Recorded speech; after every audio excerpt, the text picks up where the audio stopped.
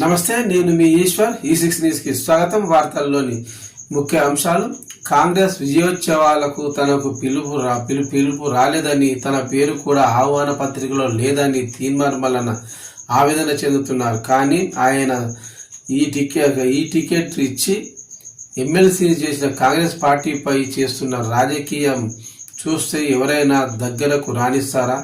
కుల గణన దగ్గర నుంచి ప్రతి విషయంలోనూ ఆయన రేవంత్ రెడ్డి సామాజిక వర్గాన్ని దూషిస్తూ తాను బీసీల ఛాంపియన్ అని సభలు పెట్టుకుంటున్నారు. కాబోయే ముఖ్యమంత్రిని అన్నట్లుగా కూడా ప్రసంగాలు చేస్తున్నారు. మరి అలాంటప్పుడు విజయోత్సవాలకు కాంగ్రెస్ ప్రభుత్వం పిలిస్తే ఎంత, పిలకపోతే ఎంత? తీన్మార్మలన్న రాజకీయ జీవితం మొదటి నుంచి అంతే ఉంది. బీఆర్ఎస్ హయాంలో ఆయన చేసిన రాజకీయాలకు, తిట్లకు, ఎన్నిసార్లు దాడులకు గురయ్యారో చెప్పాల్సిన పని లేదు.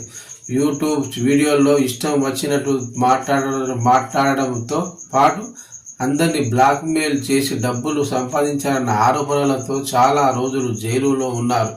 చివరికి బీజేపీలో చేరే ఒప్పందంతో బెయిల్ తెచ్చుకున్నారు. తర్వాత ఆ పార్టీలో కూడా ఉండలేరు. కాంగ్రెస్లో చేరి ఎమ్మెల్సీ అయి ఇప్పుడు పార్టీని టార్గెట్ చేస్తున్నారు. బీసీ నినాదంతో ముఖ్యమంత్రి అయిపోవాలని ఇటీవల కాలంలో సభలు, సమావేశాలు నిర్వహించారు. అందుకే ఇతర వర్గాల్ని దూషిస్తున్నాడు. నల్గొండ జిల్లాలో రెడ్డి సామాజిక వర్గం నేతల్ని టార్గెట్ చేస్తున్నారు. ఆయన